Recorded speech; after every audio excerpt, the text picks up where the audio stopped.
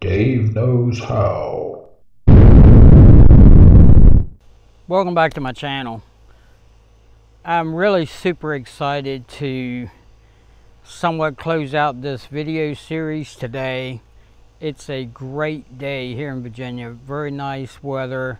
It's a little hot, not quite as humid and sticky as it was yesterday and the day before. But I feel pretty good today, and I'm having a pretty good day. And so I decided I'd come on out here and maybe kind of try to wrap this video up and take a look at what we got. So the first thing I want to look at is I'm going to take a flashlight and we're going to go over here and look up inside this PTO clutch safety shroud that we've manufactured and check it out and see what the clearances look like. Before we do that, I do want to point out one important thing. This safety shield is not my design, okay? This safety shield is something that I've copied from a previous Woods brush hog that I owned prior to owning this one. And if you look back through my videos about slipping the clutch on a brush hog, you'll see the Woods brush hog that I'm talking about, and it has a metal cover very similar to this one, and it bolts on the same way, and they use wing nuts to hold it on just like I did. It's made in a circle just like this. So this is not something that I come up with. This is something that was on a previous model of Woods mower, and like all the manufacturers, they got away from using that type of setup and went with this plastic. The other thing that I wanted to touch base on was I got in touch with Woods and talked to them about the things that I found inside, and they informed me that when they ship these units out to the dealers, the clutch is not installed. The safety shield for the clutch is not installed. That's something that's done at dealer prep. So the cross-threaded bolt, that was on the dealer, and the retaining clip, they claim that since it's a clutch and has a grade 8 bolt, it does not need the retaining clip. Personally, myself, I prefer to have the retaining clip in there as an added safety precaution in the event that that grade 8 bolt does snap off and break, because I've seen a lot of weird stuff happen. Grade 8 bolts are not beyond breaking. Not only that, but the grade 8 bolt could just come loose. The nut could back off, the bolt could vibrate out, and then you'd end up with a PTO shaft that was flopping around in the breeze. Not a good thing. Not a good thing to have happen. So the person that told me that you didn't need to put the safety clip on there, I think they may have been wrongly informed. But that's my opinion based on my experience with mechanical stuff like this. And you know, I try not to be a safety Nazi, but some things I do want to be, and I'm a risk taker, but you know, I take calculated risk, and that's a risk that I don't want to take. So I like the retaining clip being in there. Thumbs up to Woods for reaching out to me like they did so quickly. They even commented under the video. Really appreciate that super fast response from the team at Woods, and they have reached out to the dealership where I bought this mower, and I tell you, that particular dealership is a wonderful dealership. It's one of the larger dealerships, and these things happen, okay?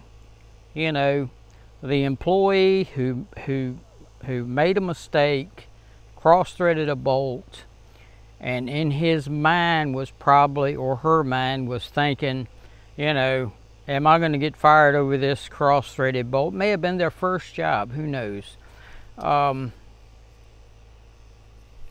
They were afraid to point out that they made a mistake, okay? And you should never be afraid to point out when you make a mistake. Lord knows I make mistakes every day, all day sometimes. It seems like I can't go without making mistakes. We learn, we grow, we get better. And the employee that made this a little bit of a mistake on this, he made a mistake. He'll learn, he'll get better. And when our youth fail in that aspect, a lot of times it's because we fail by not allowing them to feel comfortable enough to be able to tell us when something has gone wrong. So, you know, the dealership that I bought it from, I would certainly go back and buy another one. Definitely would buy from them, and buy from them all the time actually. So anyway, we're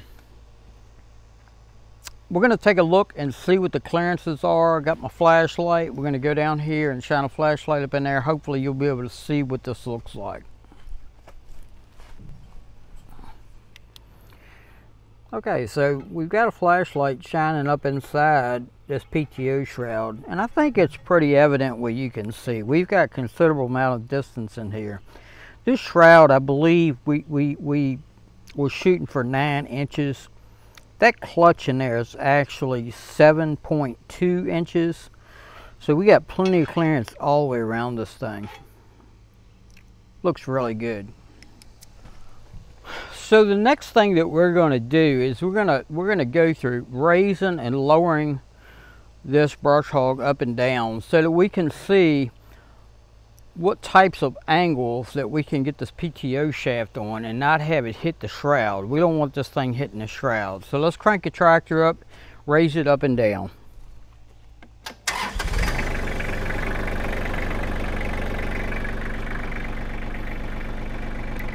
So the first thing we'll do is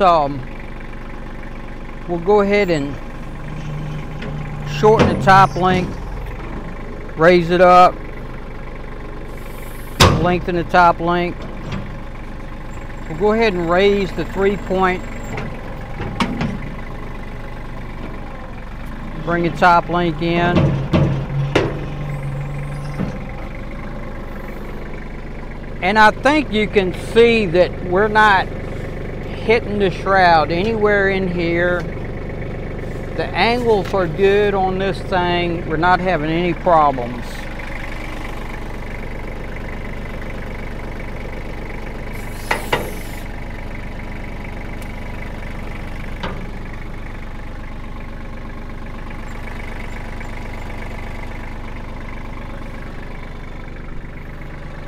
So all the way down, we've got no problems. This thing is able to swivel around up and down and not hit the shroud at all. So that's super.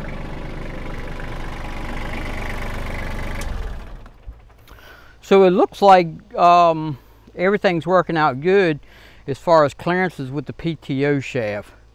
Let's go ahead and pull the cover off that we've manufactured and get ready to spin the clutch. All right, so we're just going to go ahead and pull these wing nuts off.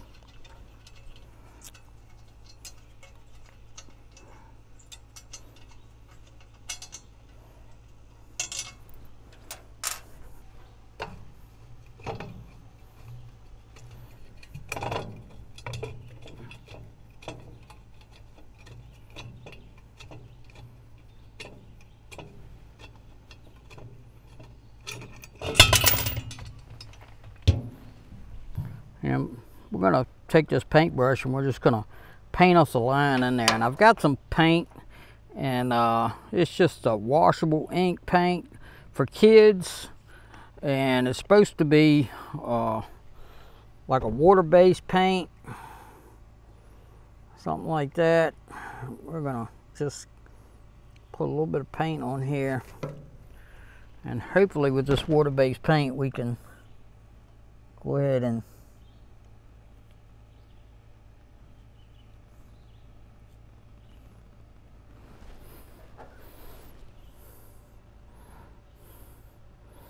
get this in here, let it dry, and and then we can wash it off after we spin the clutch.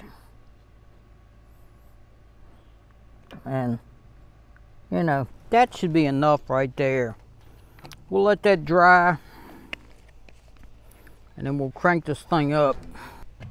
Okay, so while this thing is drying, let's take a look at what the measurements are on this thing and how we set the clutch up.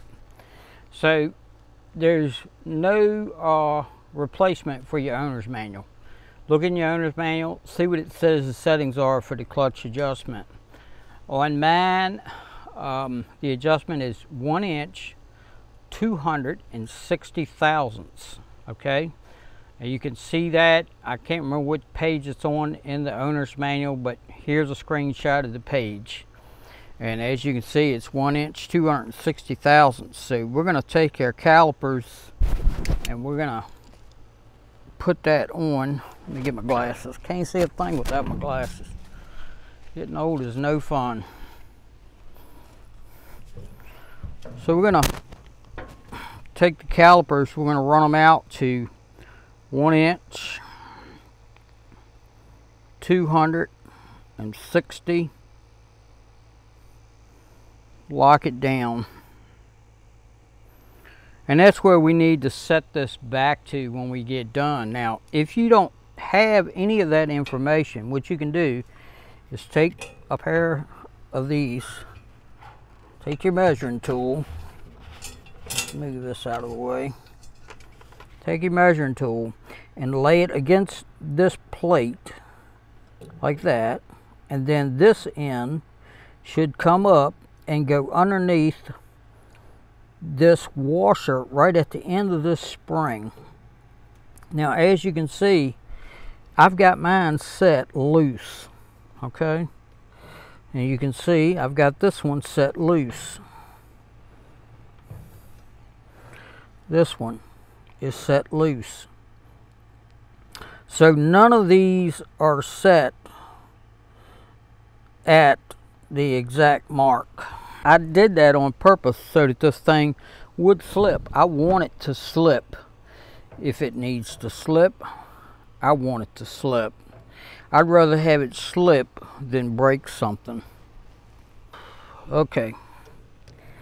So we got a wrench to go in here. And we're just gonna loosen this up.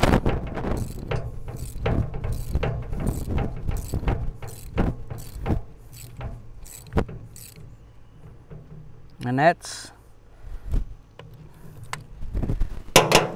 right there is a little too loose. Okay? That is a little too loose.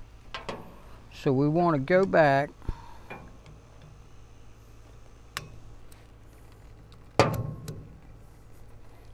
tighten this up.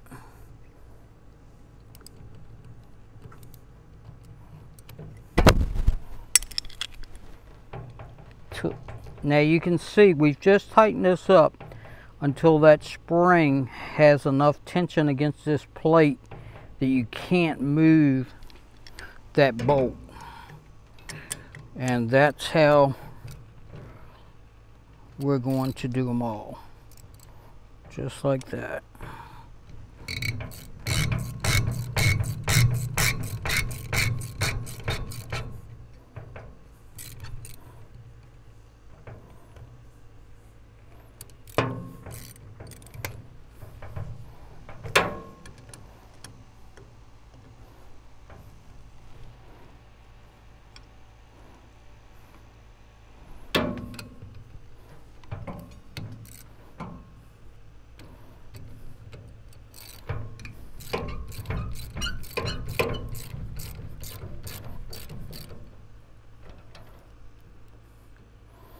All the way loose, and then tighten it just a little bit.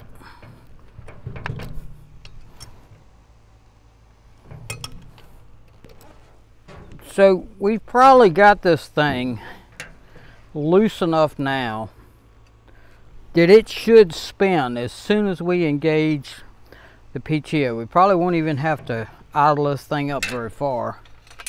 I'm going to go ahead and put this shroud back on.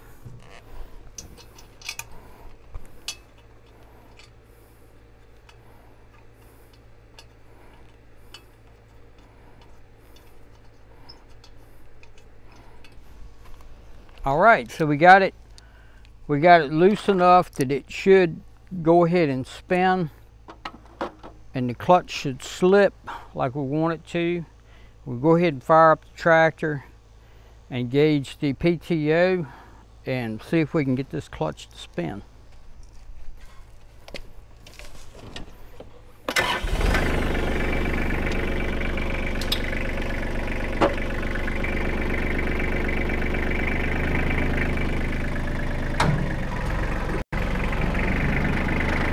We'll go ahead and get it spinning a little bit. We'll go ahead and run it on up.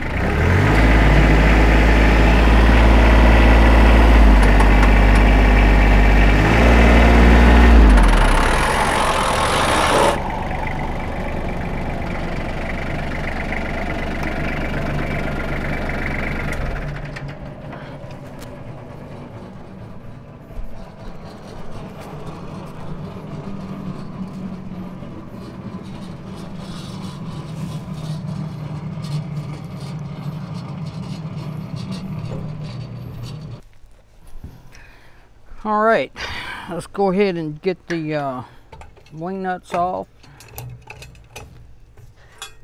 Unwrap the chain.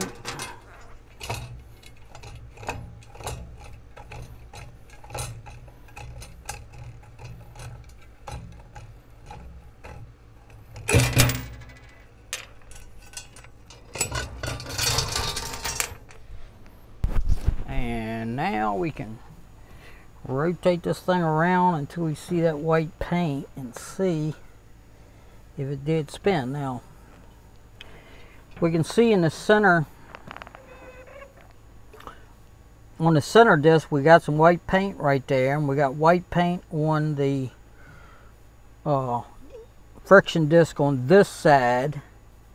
The friction disc on this side does not have white paint on it. We're going to rotate this thing on around. Okay, and now we're getting down here. Now we can see where we started at. We got white paint on this back plate. We got white paint on this front plate. We got no white paint on the center.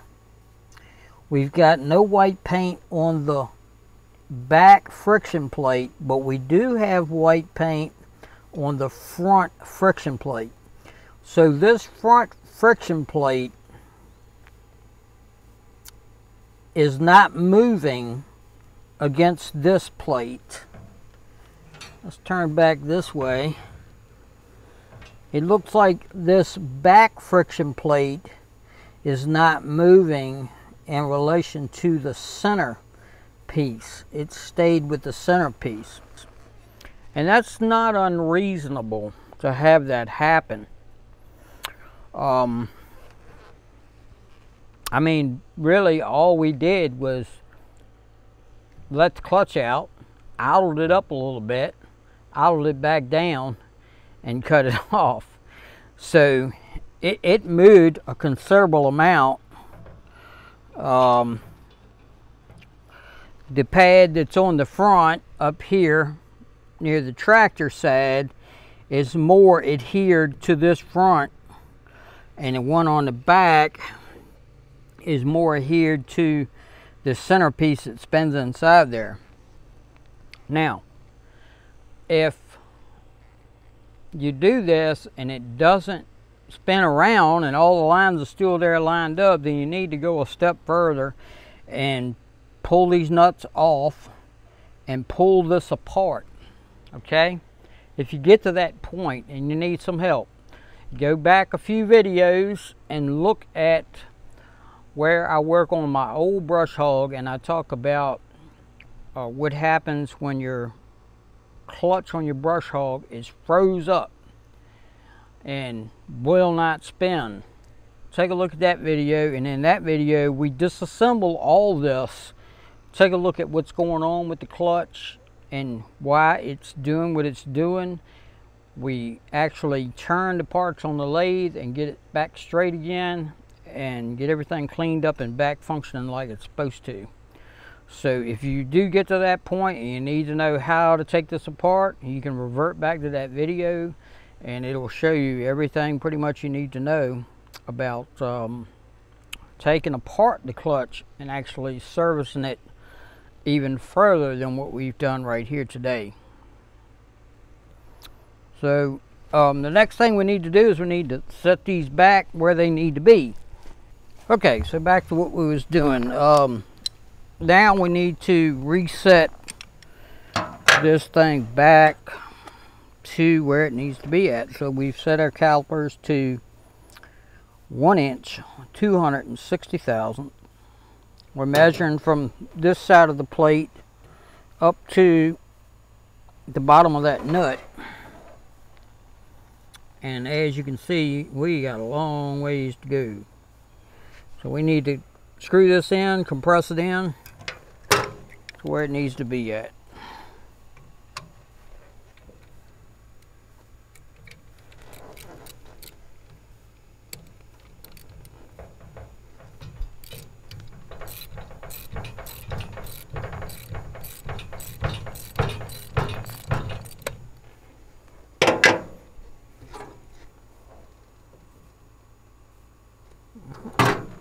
Getting close.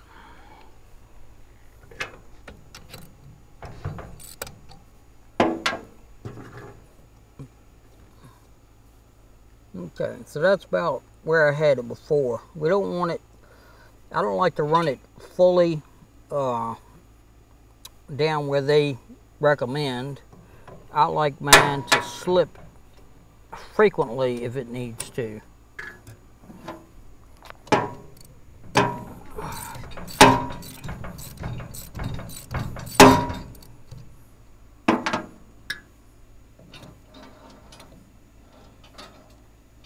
Okay, that looks good.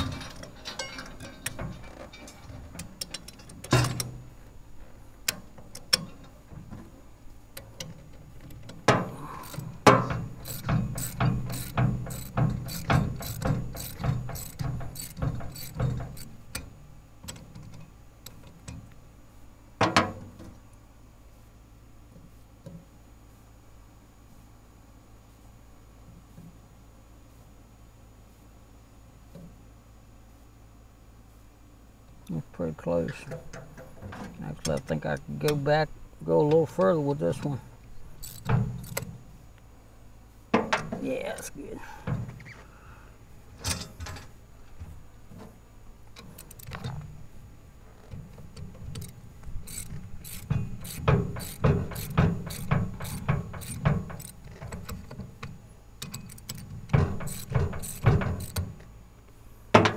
And you can also watch the end of these threads, okay? And you could actually count these threads. Like right here, I got about 2 threads hanging out there, and that's probably about where it needs to be at. It could go a little tad further. That'll get you close.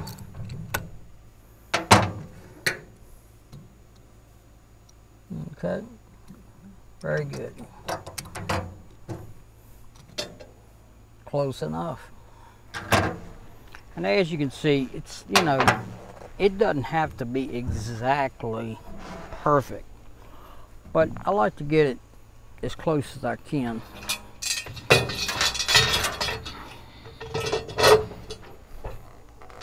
And we'll stick this back on.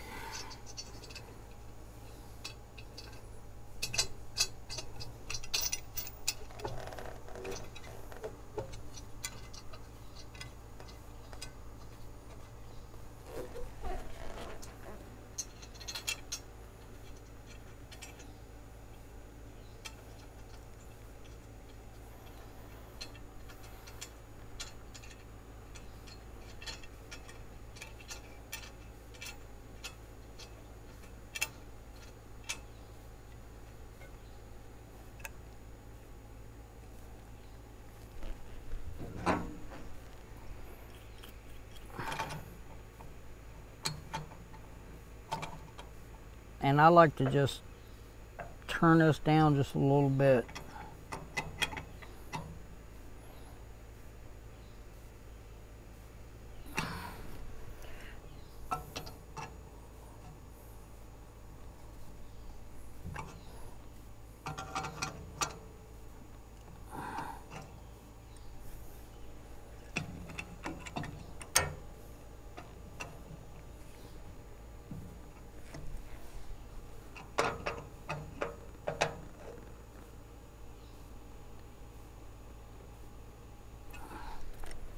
All right, plenty good. So there you go.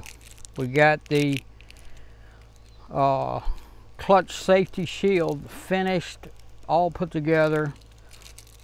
This was well worth doing. This is something that I've been wanting to do for a long time, and just hadn't gotten around to do it. I just hadn't felt like I was going to be able to get through the whole project, and I'm glad I did finally go ahead with it and get it done, and I'm super happy with the way it turned out. You know, it turned out exactly like, you know, I envisioned that I wanted it to turn out, you know, based on how the one was made that was on the previous model Woods brush hog that I had. And you know, that's basically where this design came from. And I looked at a couple other designs that different manufacturers had used over the years. Some of them had a flip up top, and you know, it was more squared. You know, it was just a square box, and it had a flip open top where you could flip it up and it would raise all three sides, hinge up, and you could get down to it. I looked at making it that way, but I like the look of that round. I just think that the round goes with the round part of the back of the brush hog. And sound like I got a mad bird up there. I hope he don't drop nothing on me. Anyway, that wouldn't make for a very good blooper, right? But anyway, I think the round shroud looks better with the rounded back of this brush bull. If it was a squared brush hog, then you know, the square style might look just fine on there. It might be an option for you. So, you know, look into that. Do your research. If you decide to build one of these, you can use a lot of the same techniques that I use to align the bolt hole pattern for this on that type of setup as well. So, you know, information that you got from this build can be beneficial with that type of build too. Anyway, I appreciate you guys watching. I hope if you haven't subscribed to my channel that you will subscribe to my channel. It does help. You guys have just been great. I mean, just wonderful to me, and just, I want you to know how much I do appreciate it. Some days are better than other days, but I'm pushing along and I'm doing a lot better, and I appreciate everybody that has asked about how I'm doing and how my health is holding up and everything, and I just want you to know how much I do appreciate it. Today I feel great. I feel wonderful. I hope that's not a sign like an old car. You know, when you got an old car and it starts running great and then all of a sudden it don't run at all. I hope it's setting a sign. So, but I feel pretty good today, and you know, this has been a great project, a fun project, and hopefully I can get on to the next project that I got going on up here that I've been needing to get done. So I guess that's it for now. Appreciate you guys watching. Don't forget to rate, comment, and subscribe. Thanks for watching.